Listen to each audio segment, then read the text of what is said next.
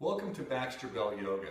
Today I'd like to share with you something that I call Reclining Vinyasa number 2.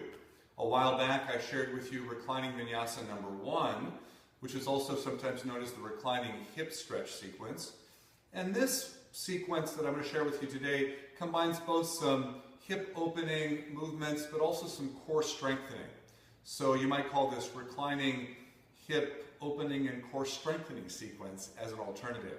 So I'm going to go through it a few times with you and just to show you how this works, and then please play around with this in your home practice. I find this a really nice one to add in after I'm a little bit warmed up on my back. So you're going to come down to lie on your back. I've got a blanket on my sticky mat to give myself a little extra padding for the spine.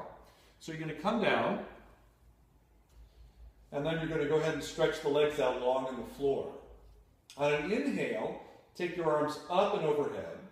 And as you exhale, bring both knees simultaneously into your chest and meet your knees with your hands. On an inhale, you're going to separate the knees apart like butterfly wings opening. As you exhale, bring the knees together. Taking your left arm out to the side, as you inhale, drop your legs 3/4 of the way over to the right, and then exhale back to center. Change hands, right arm to the side, and then inhale, drop your knees over to the left about 3/4 of the way to the floor. Exhale back to center with your hands on your knees. On an inhale, take the legs more or less straight up and the arms up and overhead. And as you exhale, bring the hands back to the knees as you fold in. On the inhale, being careful with the lower back, you're going to stretch the legs out and down to the ground and the arms up and overhead. So I'm now going to move in more real time for you so you can see how this flows.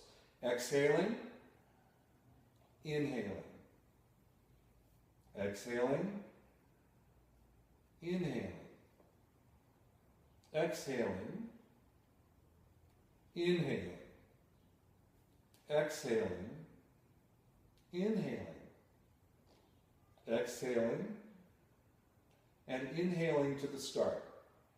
One more time without any verbal cues, just so you can see my rhythm.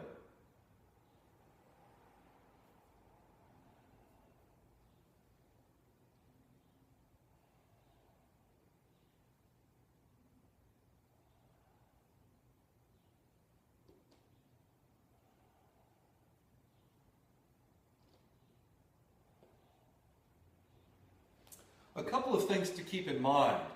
If your back is feeling a little vulnerable or your core is not particularly strong right now, you can bring the knees in one at a time to the chest at the beginning, or release the legs one at a time down to the ground at the end.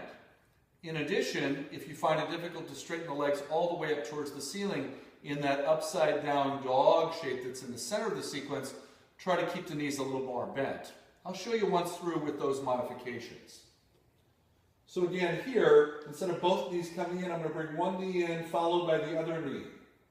And then I'll do everything else the same. Knees come open and then closed.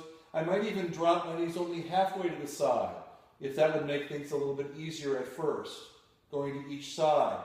And then if I'm tight in the hamstrings, I might keep a little bend in the knees as the arms reach overhead, and then exhale back in. And then releasing, I might take one leg out and then the other leg out, before finishing the sequence. So I would recommend doing this several times through, allowing your body to warm up and having some fun with it. So there you have it, Reclining Vinyasa number 2, or Reclining Vinyasa for hip opening and core strengthening. Nice to have you join me today. Follow me on baxterbell.com and also on my blog site, Yoga for Healthy Aging. Namaste.